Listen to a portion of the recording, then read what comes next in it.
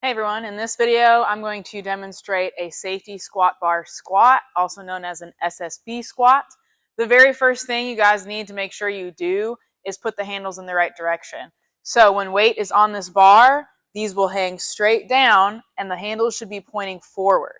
If I put this in backwards, or I got into it from the other way, now I'm going to be pushing it this way, and clearly that's not going to be very comfortable because the weight is going to want to center this back down. Okay, so when you do this, make sure the handles point forward so it's more comfortable on your shoulders.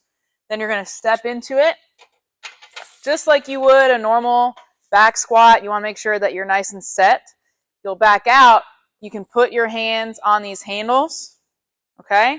And then you're going to squat as normally as you can, but you will notice that this requires more upper back engagement, and your elbows will need somewhere to go. So make sure you're not doing something like that, trying to put them in between your legs, okay?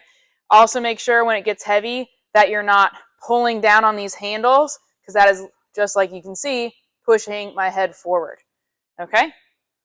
Enjoy.